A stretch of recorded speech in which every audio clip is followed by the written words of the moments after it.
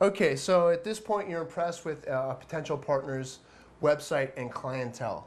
So, what are some of the next steps to go through once you've researched them, you've done some initial homework? Contact them, talk to them, see if there's any kind of a rapport. The reality is that although you're building a virtual environment, the relationship between yourself, your firm, and not only that other firm, but the people representing that firm is going to be a human relationship. Do they get you? Do they understand what you're trying to communicate? Do they have enough background so that when you mention a firm, they go, oh, we're familiar with them? Make sure that that rapport is there, because if in that first communication, it's just not going smoothly, it may or may not grow and get better, but you're off to a rocky start. Yeah, definitely. One of the other things, and we touched on it earlier, was do they have a complete team? Is this who you're talking to just a web designer who focuses on look and feel, and then he outsources programming to India? This can cause a lot of problems, not the least of which is the time delay between the two places. But there is, although technically in India they speak English, the syntax is very different. And so that can create communication problems. It can even create problems in code. So you want to try to choose a firm that has the capabilities to do everything that you're going to need. Keeping the tasks in-house Absolutely. is a key. And Absolutely. one of the ways that you found success at WebJuris, definitely. So what does your team entail again? What components do you have that make up those parts? Okay, Just so in no particular order, Yeah. let's go with look and feel. We have web designers who They're going to select the colors and design the logos, pick the fonts, those types of things. Okay. Then you've got the technical people who handle the servers. We do our own hosting, which isn't a requirement, but it makes life easier for developers. So you host all the content in-house in your place. That's Absolutely. usually not the norm, is it? Well, for smaller firms, no. Yeah. No, because it's an expensive setup. Exactly. But it does make development a lot smoother. Wow. And that same person is also who usually handles, for instance, setting up your email accounts.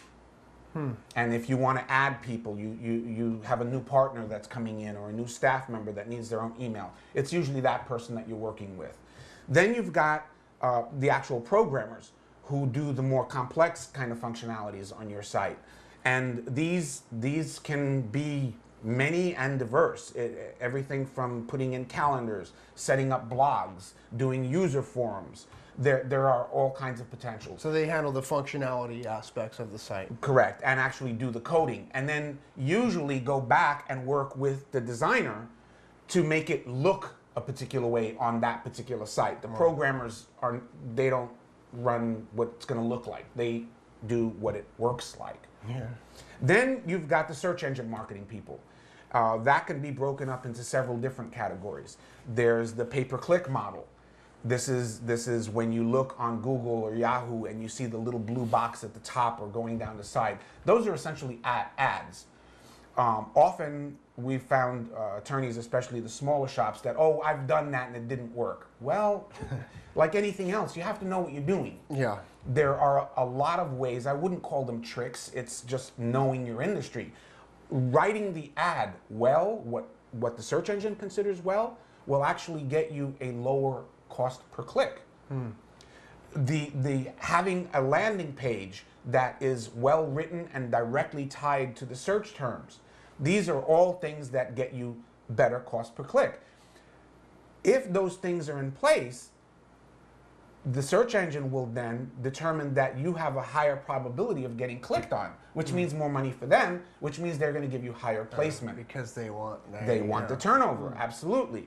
So even in something as simple as pay-per-click, there are many things that you should be really well aware of and experienced in before you try and spend a lot of money, because depending on what your practice area is, that can get expensive very quickly. So there are a lot of parts that make up the web development firm. Absolutely. And everybody does a different job. And search engine optimization is probably the most complex of them. Nobody understands. Not necessarily like, technically. Seems like everybody understands a couple little bits and pieces of this and that, but I mean, it's almost impossible to know the whole picture, obviously, because they shroud it in secrecy. Like the search engines keep secrets better than Los Alamos, I think, because even they had their Julius and Ethel Rosenberg. I have yet to see the equivalent coming out of Google. They do not announce when they're going to do an algorithm change, which is the formula, the system that they use to determine who gets ranked how for what keywords. So there'll be mornings when I arrive at work and the guys that are there before me are going nuts because last night Yahoo or Google did an algorithm change and everything's inside out. How do they find out?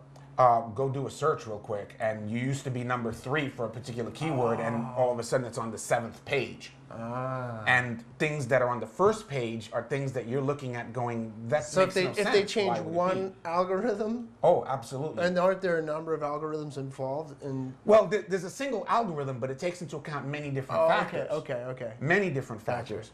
The primary and we hope overriding one is the content on the website. Is it appropriate to that particular search? But the reality is that there are many others. Google pioneered the use of incoming links to determine a site's importance.